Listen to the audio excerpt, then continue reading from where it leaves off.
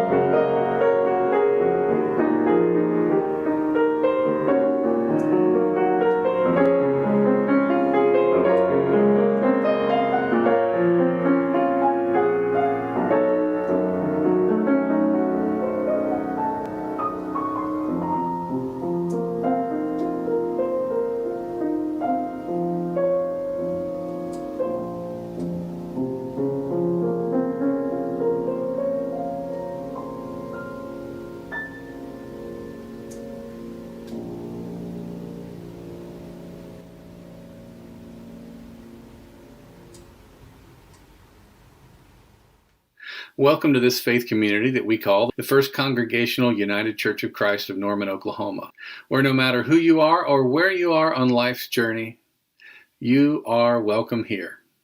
I invite you to head the comment section and type those words if you mean them. Today is Transfiguration Sunday on the Christian calendar, and of course I'm recording this greeting in advance, where no matter who you are or where you are on life's journey, you are welcome here. I invite you to head the comment section and type those words if you mean them. Today is Transfiguration Sunday on the Christian calendar. Now, in addition to this being Transfiguration Sunday, the national offices of the United Church of Christ asks its more than 1 million members and congregations worldwide to celebrate today as Racial Justice Sunday. Now, not all of the service will be geared toward this, but you'll have several components, I think, to help us ponder this goal moving towards racial justice. We're asking, of course, our musicians to share a song each week during February, which is Black History Month, and later in today's service, when I normally would offer the pastoral prayer, you'll be hearing from some leaders in our Kansas-Oklahoma conference with a beautiful prayer of confession that they've designed especially for this Racial Justice Sunday. I don't normally take time to give verbal announcements here in our online worship services unless they are really, really important. Well, there are some really, really important ones worth mentioning at this point. On this Tuesday, February 16th, I want to offer you an open invitation to a special Fat Tuesday edition of Pub Theology. Festive attire and refreshments are encouraged, but of course not required. We'll gather on Zoom at 7 p.m., and we'll do it on Tuesday, not Wednesday, by Zoom.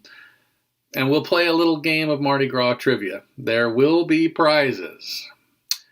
And next, the day after, February 17th, this Wednesday, is Ash Wednesday, the official beginning of the Christian season of Lent. And we'll have an Ash Wednesday service, and it will be jam-packed with excellent music, some time for quiet and guided meditation and prayer, and the opportunity to celebrate our sacred worth as a part of God's creation. So we will see you back right here online, I hope, Wednesday at 7 p.m. for Ash Wednesday services.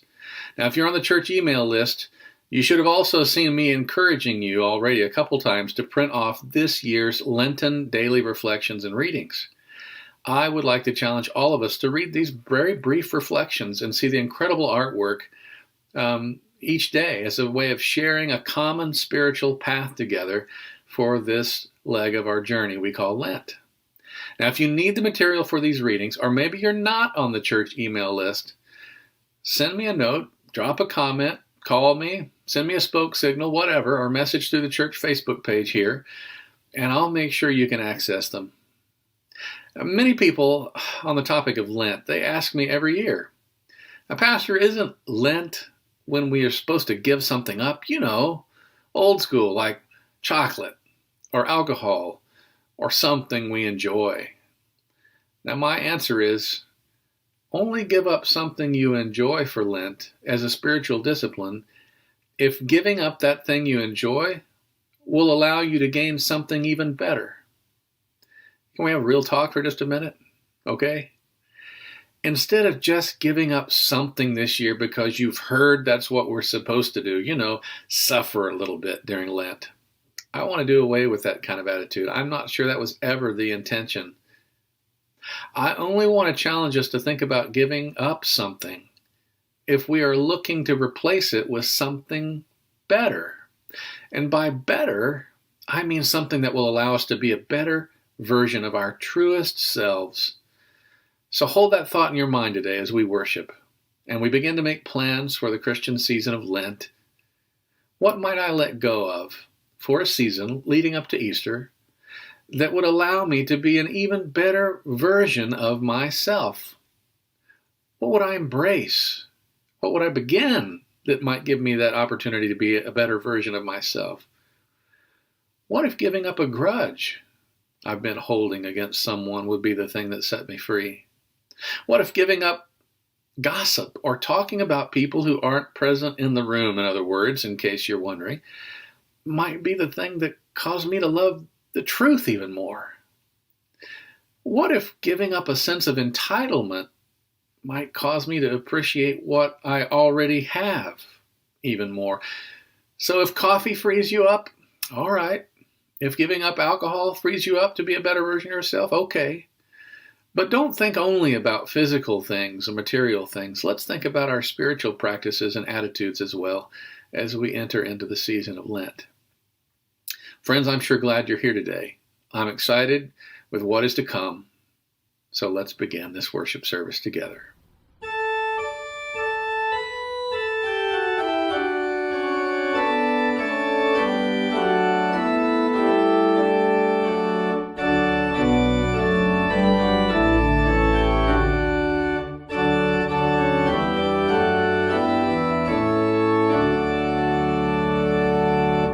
Sing of God.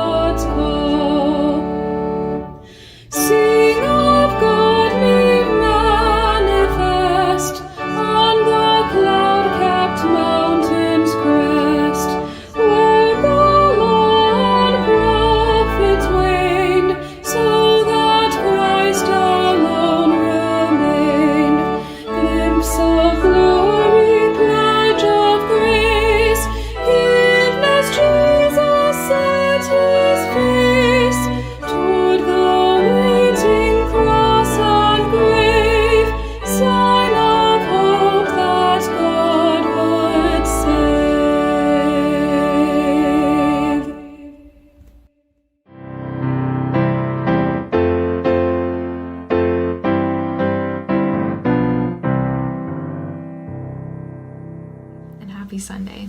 I hope you are having a good start to your week, and I also hope that you're staying warm out there. This week I want to talk about change and adversity and how you can deal with those things. So I have a story that I want to read for you today. Gemma kicked a pile of melting snow and the cold slush splattered her pants. She remembered how fluffy and beautiful the snow had been just yesterday. Why did snow have to melt? Why couldn't it just stay pretty and white all the time? The melting snow added to Gemma's already grumpy mood. Her grandmother always came to visit before Christmas, and they made cookies together, but she had to call to say her trip was delayed until Christmas Eve. Now everything was different, and Gemma walked all the way to her friend's house, frowning and kicking at snow. Her friend Miles answered the door and let her in. He wore a gold crown on his head and a big grin on his face. Without even saying hello, he just burst out with, "Evan said I could be a king." Gemma was surprised. "But you're supposed to be a shepherd. You're always a shepherd. What's wrong with being a shepherd?" Gemma and Miles were part of the nativity play that happened every Christmas at their church. She'd come over to Miles' house for their first rehearsal. "My old shepherd costume doesn't fit me anymore, and Evan said I was tall enough to be a king. So now I'm a king and not a shepherd." Miles led Gemma to the family room where the costumes were laid out over the furniture. Her unhappy scowl changed to a happy smile when she saw the familiar angel wings and gowns glittering on the sofa. The one she wore last year looked much smaller than she remembered, but it was still just as beautiful. Miles' parents had directed the play for years, but this year they were too busy with a new baby, so Evan was in charge. He had some different ideas, and he even suggested that Gemma could try playing the innkeeper. But Gemma had always been an angel, and she didn't want to be something different. She almost cried when she discovered her favorite costume was too small. Luckily, she was able to pick out a larger angel costume that was almost the same as her old one. Then, Miles and Gemma helped their friend Albert get into his shepherd outfit. The one Miles used to wear fit Albert perfectly. "You make a great shepherd, but next year you could be a king with me. You'll be taller then." Albert shook his head. "That would be fun, but remember, I'll probably move before then, so we better just focus on this play." Albert's family moved often because of his parents' business. He had lived in many places all around the world. Last year they had spent Christmas Eve in France. Next year Christmas could be in Germany or Russia or anywhere. Gemma was puzzled that Albert didn't seem bothered by his changeable life. "I wish you could just stay here and things could be the same next year. Why can't one thing just stay the same? How can you be so calm when your life changes all the time?" Her frustrated question surprised Albert. "I like it here, and I like you and Miles. I know I'll be sad to leave, but just think, if I hadn't moved here, we wouldn't be friends." Miles nodded in agreement. When the costumes were all decided, they sang through the carols for the program. Albert sang beautifully and even taught them Joy to the World in French. Everyone but Gemma thought it would be fun to sing a carol in French during the play. As she gave her costume to Miles' mother to hang up with the others, she remembered baby Jesus. Every year, Gemma's favorite baby doll was used for baby Jesus in the nativity play. She ran over to Evan to tell him. Evan very kindly thanked Gemma for the offer of the doll, but explained, "I think it would be fun for Miles' parents to play Mary and Joseph and their new baby to be Jesus. That way they all get to take part. We may need to use your doll next time, though." Too upset to talk, Gemma went to the bedroom to get her coat so she could go home. Albert saw the look on her face and followed her. "What's wrong, Gemma?" he asked as she looked through the coats piled on the bed. "You wouldn't understand. You like things to change. Well, I don't. Everything is different, and I don't want to be in this dumb play if we're just going to change it all. Why can't just one thing stay the same?" Gemma tried not to cry. "Actually, I do understand, Gemma. Last year when I was learning Christmas carols in French, I felt just like you do. It seemed like everything was strange and different. Then I realized something important." Albert paused. "What?" Gemma was curious enough to ask. "I was singing Joy to the World in a whole other language, but inside I still felt like me. I realized that everything could be different on the outside, but inside I was still me, and I still loved singing Joy to the World. I still felt the same happy feeling when I sang it, even in another language." Gemma thought about what Albert said as she walked home in the slushy snow. She thought about her grandmother and realized that she loved her grandmother the same whether she came tomorrow or next week. They would love each other even if the snow melted. They would love each other if Gemma were an angel or an innkeeper or a shepherd. There were some things that never changed. That was the story, and I hope you enjoyed it. Change can be a really difficult thing to deal with. And while at the end of the story, Gemma found a way to see the positive side of the change that was happening in her life, that isn't always the case in our real lives. There's some times when things change for us, and no matter how hard we try, it seems impossible to try and find the bright side to that change. While I do think it's important to look for the bright side in situations where you can, I do understand that there are some changes we face in life that are just difficult to deal with. When that's the case, I want you to remember one thing, which is that whatever the situation, whatever the problem you're going through at the moment, it's going to be temporary. It isn't going to last forever, and you'll get through it, no matter what it is. When I was a freshman in high school, I was taking a biology class that I really struggled with. And every time we had a test or a quiz, I would get super stressed out, and if I made a bad grade on it, it felt like it was the end of the world. It made me feel like I wasn't prepared to deal with high school, and that there was no way I was going to get through the next 4 years dealing with difficult classes like that. But now I'm a senior about to graduate high school, and that class never crosses my mind anymore. This just goes to show that you will face tough times in your life, but the good news is they won't last forever. Thank you guys for listening. I hope you enjoyed, and I'll talk to you next week.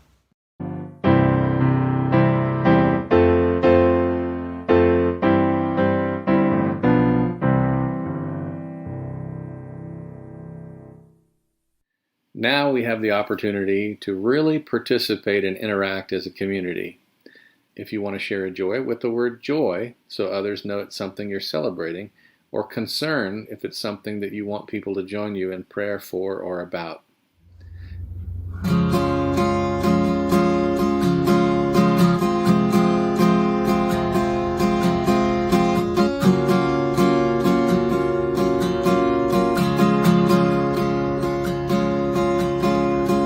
Lost and a weary traveler, searching for the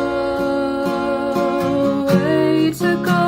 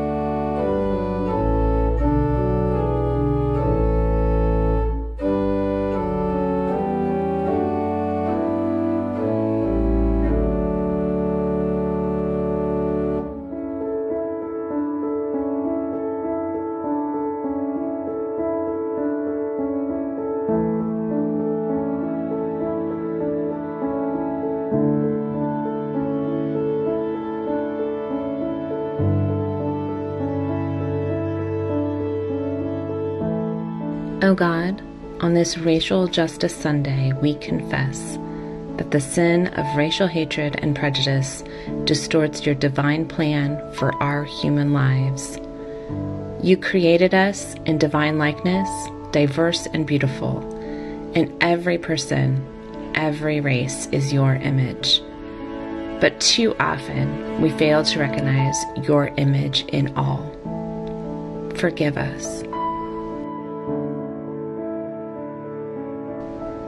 You created us in divine freedom to be free. In every decision, every choice is your possibility of justice. But too often, we fail to choose to advocate for your justice for all. Forgive us.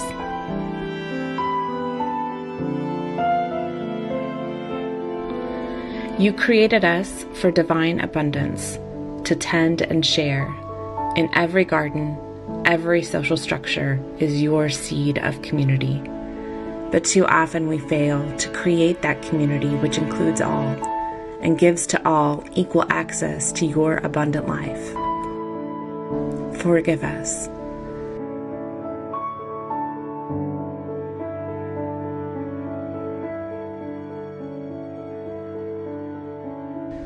Forgive us.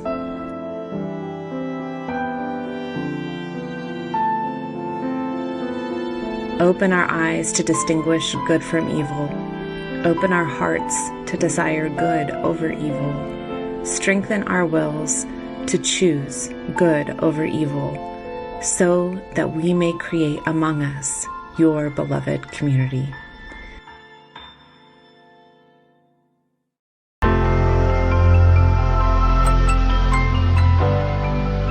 Hear the good news. God's gift of grace in Jesus Christ forgives us and sets us free to live full human lives in community. We may go forth confident of the grace to see with new eyes beyond racial prejudice, to imagine with renewed fervor justice and mercy for all.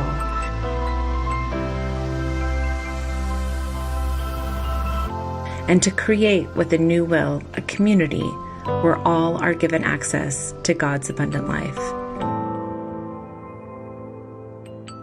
Thanks be to God.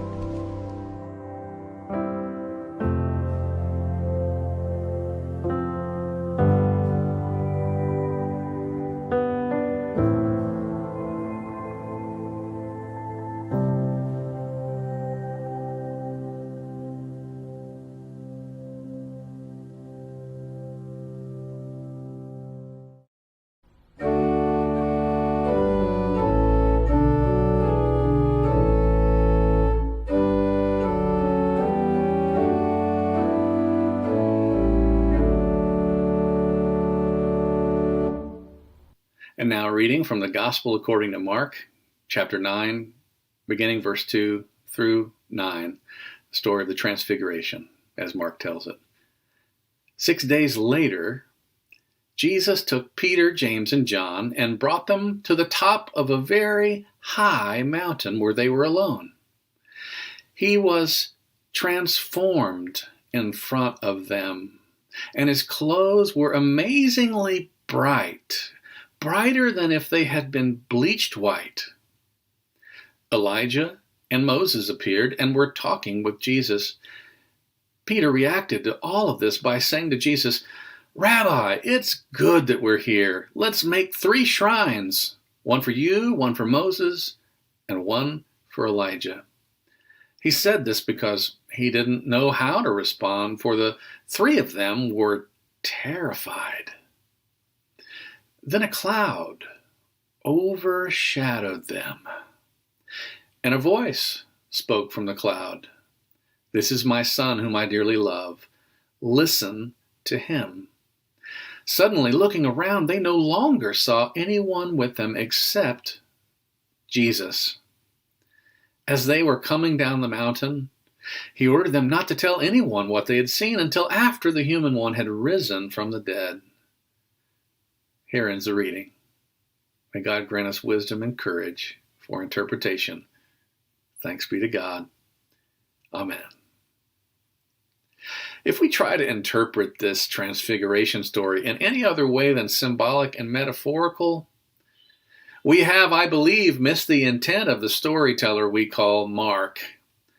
The symbols and meanings might not be so obvious to those of us reading the story some 2,000 years after it was written, but to the people listening to this story for the first time, the imagery was as rich and packed with meaning as it was mysterious. The dazzling white clothes of Jesus would remind the faithful Jews of the Shekinah glory of God. That was on purpose. And the pillar of fire that led ancient Israel through the wilderness on their way to the promised land. Elijah, representing the prophets, and Moses, representing the law, also had life-changing episodes on the mountaintop of Sinai in their own days. The high mountain was frequently thought of as the place nearest to God. And the cloud? Well, it symbolized for the Hebrew people the presence of God. Now, Peter, overwhelmed by everything, suggested that they remain on the mountain and build 3 dwellings. Did you catch that? One for Jesus, one for Moses, and one for Elijah. You know, he wanted to bask and enjoy the radiance of the bright light. After all, God is present in the light, right? But let's carefully read this very purposefully crafted story with the focus it deserves. Not only was God with them in the bright lights, but did you catch it? Also, when a cloud appeared and blocked the luminaries, God was with them, and a voice spoke out of the cloud in our story in the shadows saying, "This is my Son, the Beloved. Listen to him." Do those words sound familiar to you? Well, they might, because they're exactly the same words that God spoke to Jesus at his baptism earlier, as told by Mark in Mark's Gospel. A sign of God's blessing and approval is what was going on then and here. And then when Peter, James, and John looked around after the cloud passed by, did you catch it? They saw no one with them anymore, but only Jesus. Great ideas, revelations of many sorts, and stories of great inspiration are often accompanied by light, both in the scriptures and in other bodies of literature. The words and spirit of the Creator, remember? Hovering over the dark waters, as the ancients recorded it in Genesis, gave spark to the first lights. The sun to give light by the day, and the stars and the moons to illumine the night. And when God spoke to Moses, the fire of the burning bush burned brightly with unquenchable fire, providing the light for the holy ground on which Moses stood as he received his calling from God to go lead God's people and free them. When Saul encounters the holy on the road to Damascus, and he is confronted with the truth that his participation in capturing and killing followers of Jesus was evil and immoral, well, it's the blinding light, after all, that brings him to his knees in repentance, and then the scales fall from his eyes, as the story tells it. Now, we have no problem associating light as good and right and truthful and godly, and light is generally positive. Though sometimes, like Peter, James, and John, we too can be caught off guard, and our muscles might even tremble when the light we encounter shines brighter than what our senses can seem to take it all in at once. But the careful student of life knows that not all light is life-giving and positive. Sometimes the light at the end of the proverbial tunnel is a freight train that is headed our way and not the end of the tunnel, as scientists have been warning us. Brighter, warmer seasons and yearly average temperatures, well, they're not good signs when it comes to the weather. but rather proof that climate change is even more of a threat than viruses like COVID-19 when it comes to threatening the very existence of humanity. Sometimes in our own lives, it's just as true. Having a source of light when one is in a very dark place can seem like a really huge help. But staring directly into the blinding light of an arc welder or a laser, for example, can leave a person blind or with their sight damaged irreparably. It's what we do with light, isn't it, that determines whether it has a positive or negative effect. Well, can the same be said of darkness or shadows? Now, before I discuss what we do with darkness and shadows as we encounter them in our lives, I want to take a time out. I hope you're listening. I want to be very clear in saying up front that I am not lumping in clinical depression with the rest of what I'm going to say about how we handle dark seasons in our lives. Clinical depression can be darker than dark. And if you're listening today and you either already know you've been struggling with depression or maybe you've been wondering if you are, I want you to know God didn't send those dark feelings your way in order to teach you some kind of lesson. The chemicals in our bodies are very real and complex, and while I am a huge proponent of prayer as well as leaning into the dark seasons of our lives to try to grow and gain perspective, if you are experiencing deep sadness, deep clinical depression, the only lesson I want you to learn today is that it's not your fault, and that this community will stand with you, as will I, to offer the support and get you connected with the resources that can help you. In fact, message me privately or send me an email if you or someone you love could use some help, and I'll do everything in my power to get you connected with resources and to help you as best as I can. If you're depressed or wondering if you are, God has not abandoned you, and neither have we. I mean that. And there are some darknesses too dangerous to go them alone, and depression is one of them. But as for most other types of darkness that we can experience in our lives, what are we to make of them? If not for the night, would we know what daytime was? If not for clouds and rain, we couldn't enjoy the harvest of good crops or the abundance of life that we celebrate as God's creation, or appreciate the sun even for that matter when it does choose to shine. Too much darkness can leave us feeling gloomy, but not enough darkness? Everything can shrivel up and die from heat and light overexposure. Clouds that bring a beneficial amount of rain are welcomed friends, but clouds that bring tornadoes or torrential floods or damaging hail, well, they are at times unavoidable, but are not offering a positive or life-giving kind of experience under their shadows. Just like light, not all darkness is the same. As a general rule, because we've been conditioned as such, we don't spend time looking around once the shadows come. In fact, when things begin to get shadowy and dark and dreary in our lives, we tend to speed up and look down, and we just try to get out of there as fast as we can.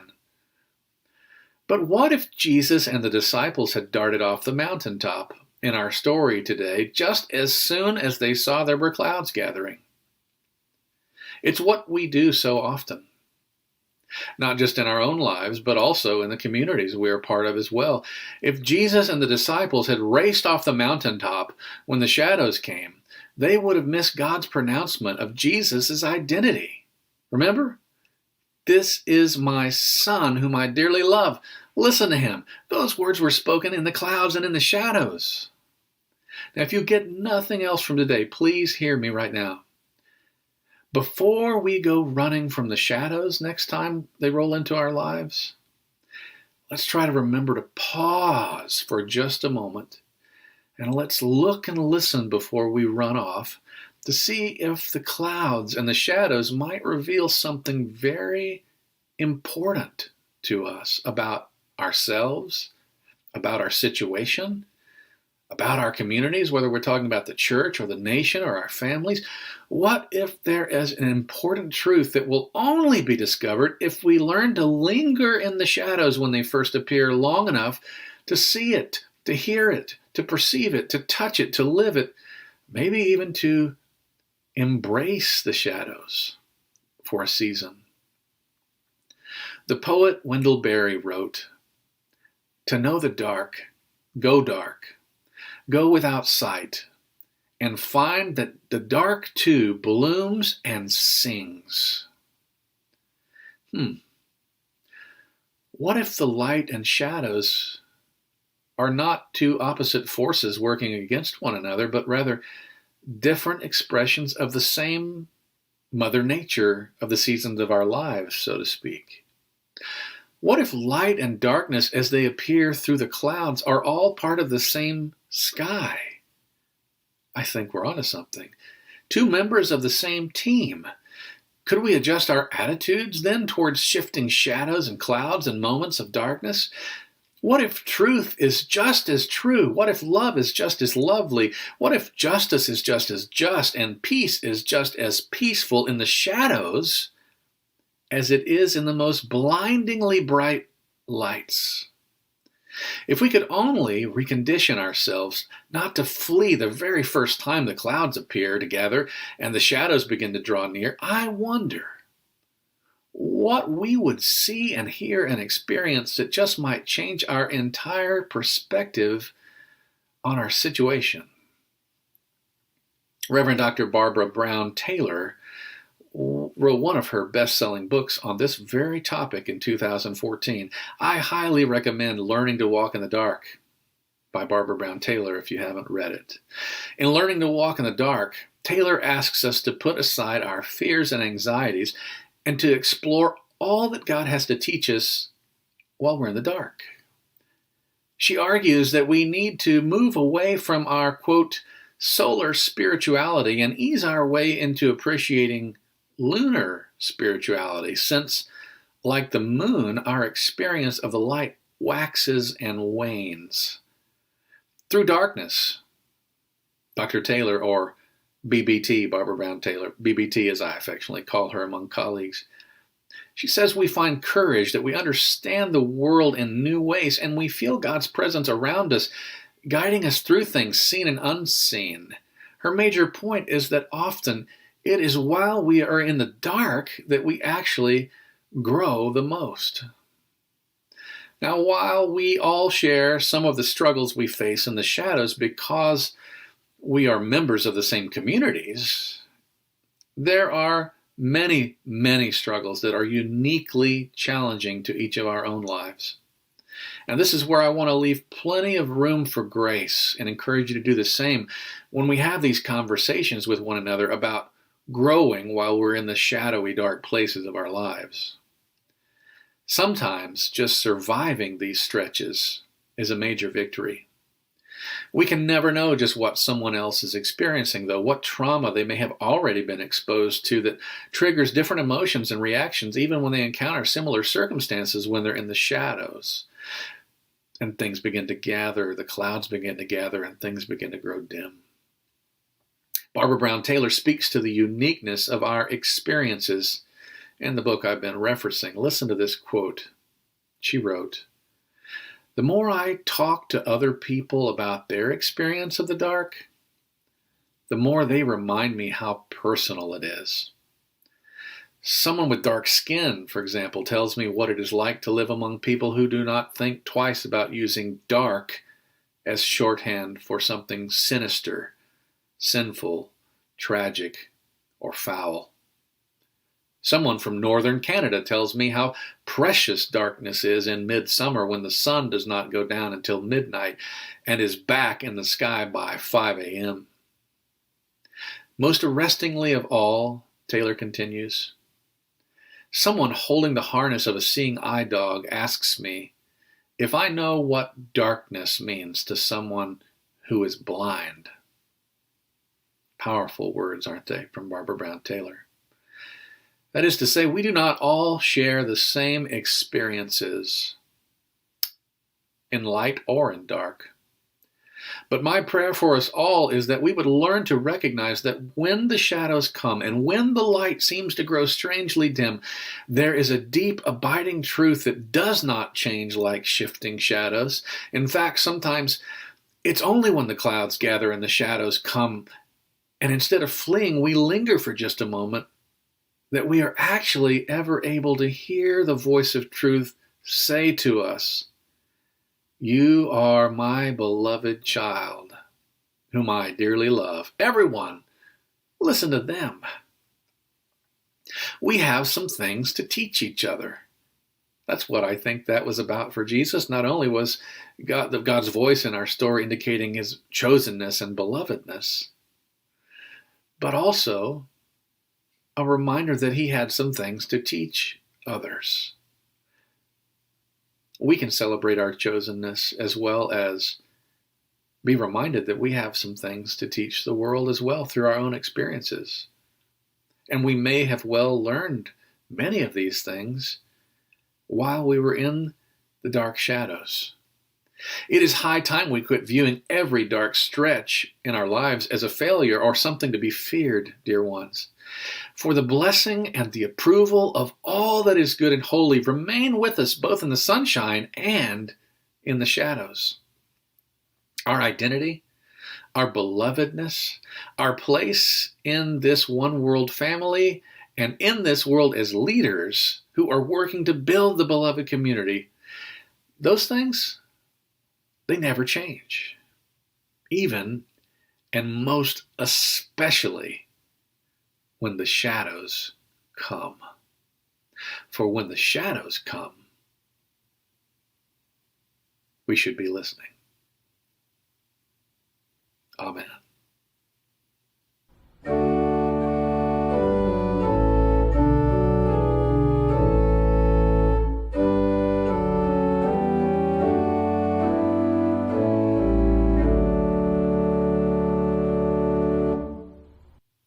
In the light and in the darkness, in sunshine and in shadows, God meets us on the mountaintop, speaking love into our heart of hearts. So let us leave this mountaintop today, having heard from God, knowing we are loved with a love that will never let us go. And let us too share that unconditional love along the way with one another.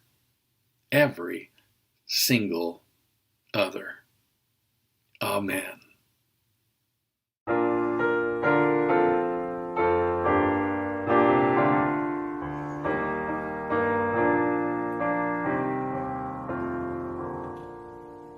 What does the Lord require of you?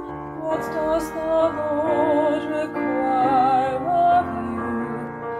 What does the Lord require of you?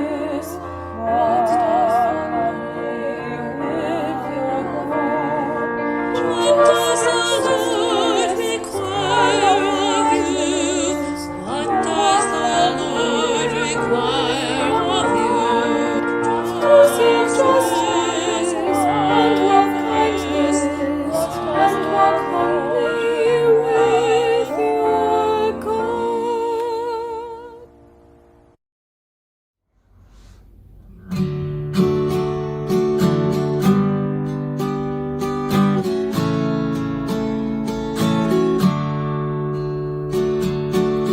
Be still, my soul, the Lord is on thy side. Bear patiently the cross of grief or pain. Leave to thy God to order and provide. In every change, be faithful will remain. Be still, my soul, thy best, thy heavenly friend. Through thorny ways leads to a joyful end.